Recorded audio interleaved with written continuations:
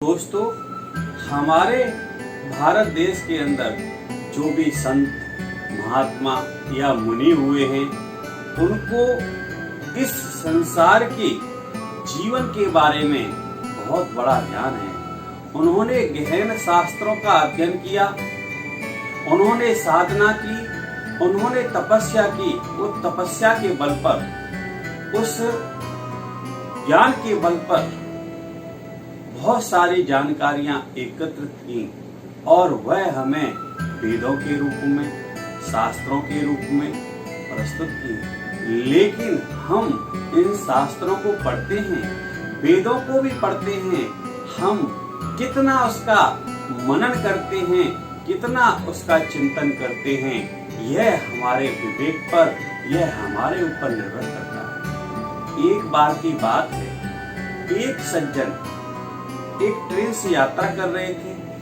उसी ट्रेन के अंदर एक महात्मा बैठे हुए थे, जो भगवान का भजन करते हुए, अपना भगवान में ध्यान लगाए हुए यात्रा कर रहे थे। उस सज्जन की निगाह उनके पास गई और जिज्ञासावश वह सज्जन उनके पास पहुंचा और महात्मा से बोला, महात्मन, मैं आपको चरण वंदन करता हूँ, मेरे मन में कुछ जिज्ञासा है।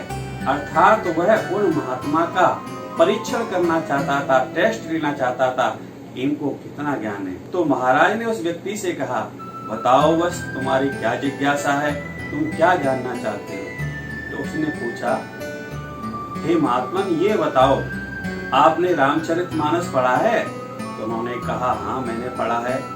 तो बताओ, आपने रामचरितमानस पढ़ा है तो सीता जी के नाना का क्या नाम था? जब उस व्यक्ति ने उनसे यह प्रश्न किया तो वह मुस्कुरा दिए और बड़े ही सुंदर जवाब दिया। उन्होंने कहा, वैसे तो रामचरितमानस में कहीं भी सीता जी के नाना का नाम नहीं आता है, लेकिन मैं आपकी इस जिज्ञासा को शांत करने के लिए एक चौपाई सुनाता हूँ। उन्होंने कहा, जब राम जी का विवाह हो रहा था, तब तुलसीदास ने एक बहुत ही सुंदर चौपाई लिखी है। उसमें उन्होंने कहा है, अति आनंद नहीं जाए वखाना, गावे हैं गीत मनोहर नाना। यानी कि मनोहर नाना, अर्थात उनके नाना का नाम मनोहर था। एक शब्द अनेक अर्था। मनोहर माने सुंदर होता है और नाना माने अनेकों प्रकार के होते हैं। इसलिए यदि जिस भाव से आप मुझसे प्रश्न पूछ रहे हैं, तो उनके नाना का नाम मनोहर था। वह व्यक्ति शांत हो गया। उन्होंने उन महात्मन को प्रणाम किया और साष्टांग लेट गया कि मैं आपकी बुद्धि की, आपकी विवेक की भूल भूल प्रशंसा करता हूँ। दोस्तों, ऐसे ही अथाह ज्ञान हमारे शास्त्रों में भरा पड़ा है। हम उससे कितना अमल में लाते हैं, कितना अपने जीवन में उतारते हैं, यह हमारे ऊपर निर्भर करता है। दोस्तों, हम बचपन से स्कूल के अंदर जाते हैं, प्रार्थना करते हैं, उस प्रार्थना को पढ़ते भी हैं। वह शक्त हमें दो दया निधि, कर्तव्य मार्ग पर डट जाएं, दीन दुखी निबलो विकलों के, सेवक बन संताप हैं, जो हैं अटके भूले भटके, उनको तारे खुद तर जाएं।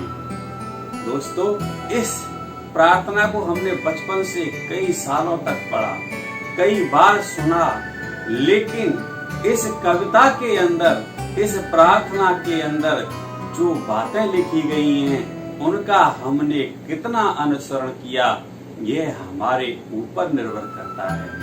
दोस्तों, आपको हमारा यह वीडियो कैसा लगा, कमेंट्स बॉक्स में अपनी राय हमें जरूर दें और हमसे जुड़े रहने के लिए हमारे YouTube चैनल मोटिवेटर सिकरवार को सब्सक्राइब करना ना भूलें। जय हिंद दोस्तों।